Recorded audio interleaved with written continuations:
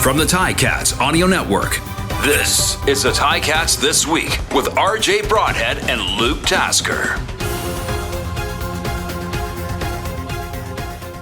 The Tiger Cats have 4 games remaining in the regular season and could clinch a playoff spot on Saturday when they host the Calgary Stampeders at 7 o'clock at Tim Hortons Field. I'm RJ Broadhead. He's Luke Tasker. Welcome to Ticats This Week. Luke, welcome back. We missed you last week. You obviously are the good luck charm. I guess so. Yes, they failed to get the win without Luke in the booth. maybe that's the answer. Good stat to keep, actually. I was around the team a bit. Yeah, it is a good stat, especially for your contract coming up. No, don't worry, everybody. Luke's going to be around a long time. No contract issue here. No holdout. Being around the team after that Toronto loss, they didn't miss a step. The confidence is still there. They know what's up this week. It's just one of those teams that seems to every game, the same things happen. They jump out to a big lead, and then the Tiger Cats just can't catch up. But yeah, everybody said it. There's one game that matters, and they're hoping to meet them again, and that would be the East Final. And boy, that would be the best revenge you could get, wouldn't it be? Yeah, it sure would after a tough season series with Toronto. And I agree with last week's game. And, you isolate the 2 interceptions that effectively didn't just lead to points. I mean, we're almost directly points, right? Like just the interception for a touchdown and then the following play after the second interception. Isolate those 2 along with the 70-yard pass, and now you take out those 3 plays, and that game's a toss-up. So it's not as a player, you bounce back from that and saying, well, that's just 3 mistakes. It's not like we got beat, 75% of the plays in that game. We got beat for that little 5% plays. That little, what's less than that actually, just those 3 plays, and if we can fix just some of those isolated problems, it's a different game. So I do think as a player, it's kind of maybe an easier one to bounce back from when it's so tangible what went wrong. With possibly clinching a playoff spot, a few things have to go the Tiger Cats' way. Obviously, they have to beat Calgary, and that would have a double impact because then it would stop the crossover. So in that game, Calgary on Saturday is going to be desperate. They're basically playing to keep their crossover and playoff hopes alive. And the Tiger Cats, they don't want to mess around with this. They want to get a playoff spot clinched. They would also need Montreal to win and Saskatchewan to win. But if Hamilton, Montreal, Saskatchewan all win, then Hamilton is in. I'm gonna be like the CNN and go ahead, and I'm going to say the polls say Tiger Cats are in the playoffs. Everybody wants to be first. Ticats Audio Network, Luke, is going to be first. Tiger Cats are making the playoffs. You want to debate that? I wish I could, but I'm on board with you with that. But here's an interesting one for you, RJ. So you need a Montreal win and a Hamilton win, and the Ticats are in the playoffs because they cannot be worse than Ottawa, and we have the tiebreaker with Ottawa. But the interesting thing is that second place in the East is not out of the question, and to do that, you'd want a Montreal loss, potentially, right? And so the last game of the season, this is building towards, is a Montreal-Hamilton game. 2 things. It'd be really fun if that game is meaningful and those 2 teams are playing for a bye week the following week. That's the best. And we did that with Montreal in 2014. The last game of the season, we were playing each other for a bye week to then play each other again potentially in the Eastern Final. So, and excuse me, that wouldn't be for a bye week. It would just be for a home game this year. But it would be for you're playing each other to play at home the following week, right? It's a really exciting game. And to do that, you got to keep this balanced in the Ottawa, Montreal, Hamilton battle here. So I don't know. I know that a Montreal winning will, along with Hamilton winning, would secure the playoffs. That's great, and you want that. But I want to hold on for that home game in the playoffs and a chance to chase down Montreal. So interesting little love triangle going on here. Yeah, it could be almost like a 2-game playoff series if that last game of the regular season can be for the home playoff game, because the way things are going right now, it's going to be Hamilton, Montreal playing in the East semifinal. We don't know who will be the home team. So that last game, Hamilton, we know, has to win outright. So all they have to do is be tied with Montreal. Even if they're a win ahead of Montreal, Montreal can still win that last game and get the home playoff game. Yes. So basically, be tied, be a game ahead, win that last game, and the Tiger Cats have the home playoff game. I asked Jameer Thurman. I love talking to Jameer Thurman because he is always striving for perfection. I'm sure you played with guys like this, Luke. He is an absolute pro. Hey, you had a great game against Winnipeg. Yeah, but we left plays out there. We could be better. It's always striving, always knowing that you can be better, because that Winnipeg game was great, but it's kind of how I've always thought.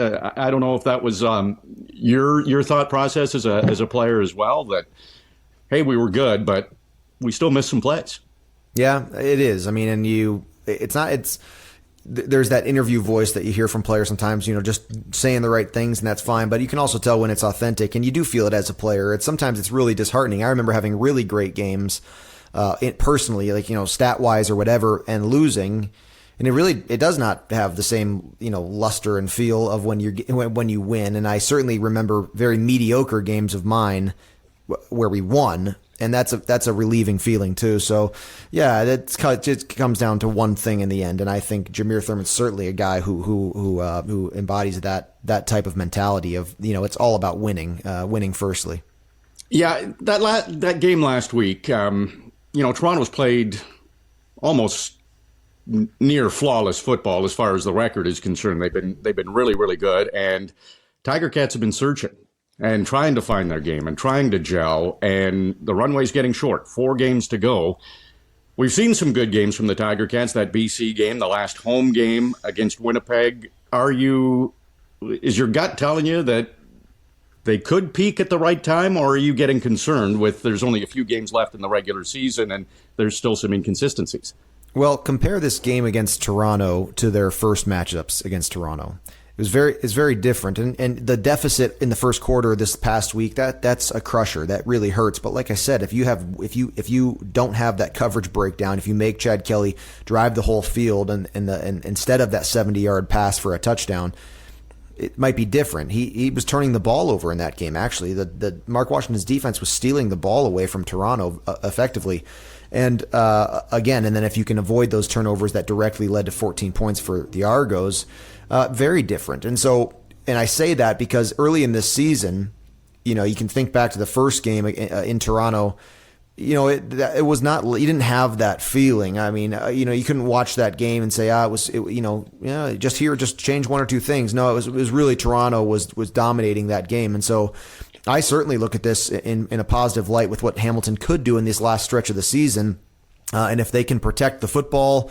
And Taylor Powell, as he's set to continue to be the starter here, and I'm just excited to continue to watch him as he gets closer to the postseason. I think it's sort of a hopeful question mark as to what this team could be still this year.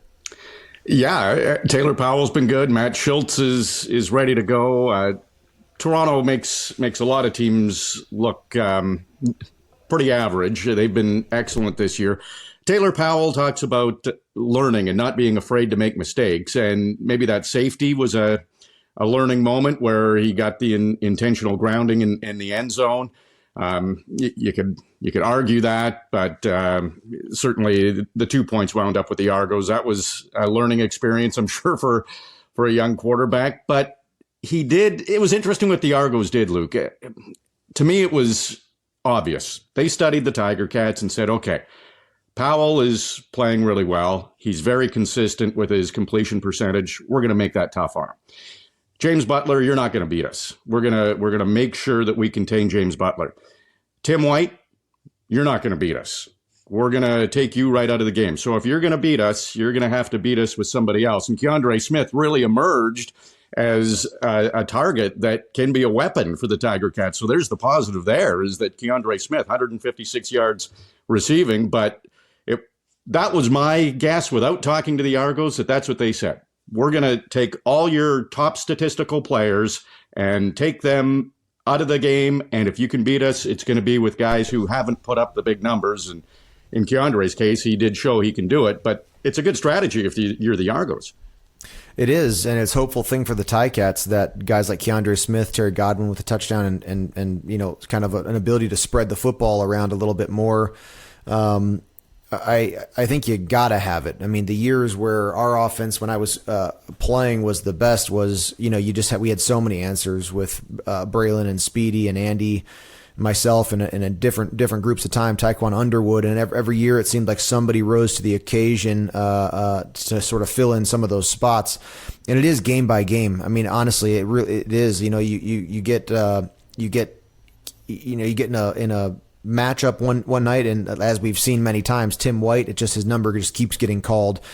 And as you have a game like that, soon that player, you know, you can make. It's not just that he's open. Sometimes he's just making a catch, you know, in spite of being double covered. You just get, you know, that's just athletics. That's sports. That's what we love about it, is that players can do the unlikely thing at times. But to have the answers and to see a guy like Keandre Smith have a night like that is definitely bodes well, especially late in the season like this for the Ticats. James Butler, you know, that's been something so you know, interesting about the season for the Ticats, is that it's just everything or nothing in the run game. You know, it's like it's hard to have those games where, you know, there's like a nice consistent, you know, 75-yard night for James Butler with 300 yards passing. You know, it's been either, you know, 120 or like 20, you know, and so you know, it's the complementary, you know, running and passing approach is, you know, I still would like to see more of that. And late in the season, if the Ticats can make a Grey Cup run this year and go win the Grey Cup, James Butler is going to have to play a part in that. I really believe it. It's going to have to be a productive run game to make that happen. You played with Simone Lawrence. He's now top 10 all time in tackles in the CFL. That's, you know, amazing with all the players who have played in the league, and he's cracked into the top 10. And he seems to be getting better as this season's gone on. Almost like, I'm gonna do everything I can to get into the playoffs and get into that home game, which is the Grey Cup game. You know, that's his focus. But what an accomplishment when you think all time and top 10. Yeah, I've been particularly impressed with Simone this year. Like, just, you know, you never know. Like, every player gets to a season where, you know, physically you start to see a drop off, or just energy wise, and it's not only not been that way, it's been the opposite. I mean, he stands out, you know, as you watch the game, just with his speed and his energy. I'm just so impressed with what he's done. It clearly is not nearing the end of Simone Lawrence's ability to play at a high level. He is one of the best in the league at this very moment, even as the 10th all time with tackles. I mean, it's just an awesome thing to watch. Tyreek McAllister had a big return that was brought back on a penalty, and Andy was doing the game with me last week, Luke, when you were away. He didn't like it, but I couldn't help but visualize what your reaction would be, because that hidden yardage wound up being about a 60-yard penalty. He's been in the end zone at least 3 times this season with 2 points to show for it. Like, he's good for an explosive play, but if they can just limit those penalties, he's going to get some points for them, or at least set them up to get some points. It's just, poor guy. He's done all this running, and it's at least 3 big returns that have been called back due to penalties. Well, it's a sneaky little part of football, special teams penalties, and I really think that the teams that end up winning Grey Cups and making runs late in the season are teams that eliminate those type of things. Those are mistakes that the winning teams in October and November, those are mistakes they're not making. And like you said, it's the hidden yardage.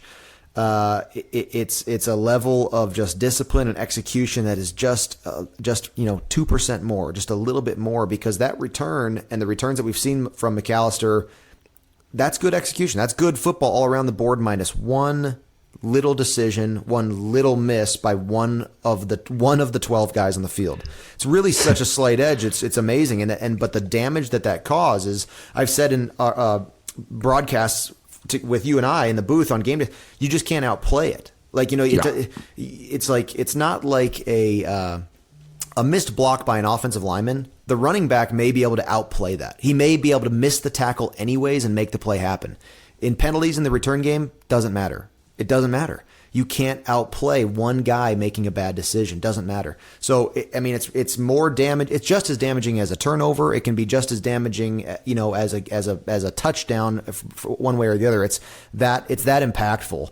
And unfortunately, it's a very difficult part of the game, or not unfortunately, just the reality of football. You're asking human adult men who are hyper athletic to sprint down the field and try to stop each other. I mean, you're going to get in a compromised situation every now and again. And so it's just a really, really challenging part of the sport. But if the Jeff Reinbold special teams, if these Ticats can stop doing that, you may have McAllister be able to bust a play open that's going to change the course of a season as these games start to really matter. So it's super interesting. And yeah, RJ, I'm probably going to lose my head in the booth if we see it. I'm going to have to mute my mic in the booth if we see a special teams costly penalty like that. It's just it's really hard to watch.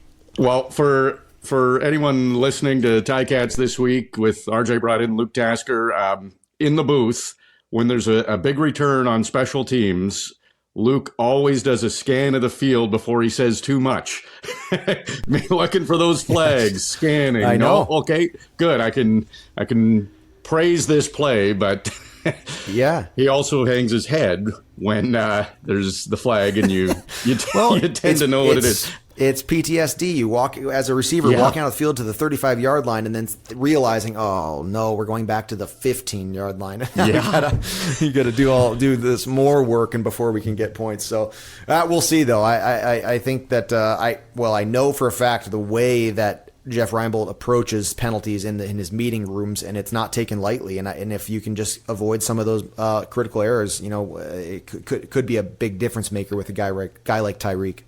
Well, definitely, Luke, you've educated me in that aspect, and I'm sure some of the listeners on the Ticats Audio Network who are loyal listeners, you explain it so well. So it is an important part, and hopefully no more of those penalties for the Tiger Cats on special teams. Let's talk about the game on Saturday, 7 o'clock against Calgary. It was one of those that I think most of us had circled on our calendar when the schedule came out, and Bo Levi Mitchell was signed by the Tiger Cats. It's the one meeting between the Tiger Cats and the Stampeders this year, but unfortunately, Bo's still injured. He won't play, but there's actually so much significance for this game. Calgary playing for their playoff lives, basically.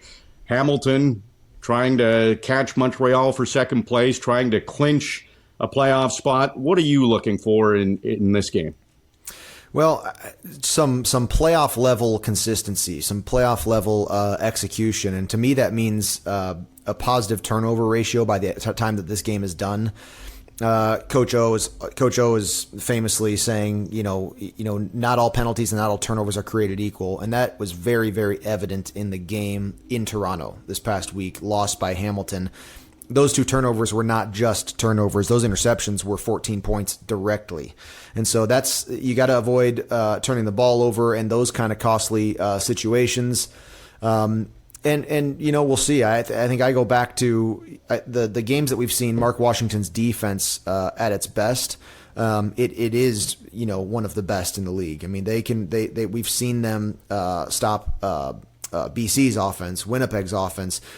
We've actually, the only offense they've really have never had success against so far in a total game is Toronto's, but at times they even have. Chad Kelly wasn't productive for 4 straight quarters in Toronto this past week, and so if you can just get some consistency, avoid that big play against for the defense. And we'll see. It's the nature of football. A lot of this is going to come down to Taylor Powell. That's the nature of it. The quarterback is going to goes a long way, and so would love to see another good performance by him. Well, Luke, can't wait to see you on Saturday and call this game, and maybe we call a playoff clincher for the Tiger Cats. We'll know because it's the last game of the week in the CFL. Going to be fun, RJ. Can't wait to call a good one and see this Hamilton crowd this weekend. Well, that's great. Thank you so much for listening to Ticats this week. If you can be at Tim Hortons Field, you'll want to be there. It could be a playoff clincher for the Hamilton Tiger Cats as they continue their quest for the Grey Cup. If you can't be there, we'll have the game for you on the Ticats Audio Network. Listen.ticats.ca. Bubba O'Neill and Andy Fantus have the pregame show at 6. Luke Tasker and myself, RJ Broadhead, have the call at 7. It's been another busy week for your Hamilton Tiger Cats. Luke Tasker and RJ Broadhead have covered it all, and now we would like to hear from you. Email us anytime at gameday@ticats.ca. Subscribe to the Ticats Audio Network on Spotify or wherever you get your podcasts.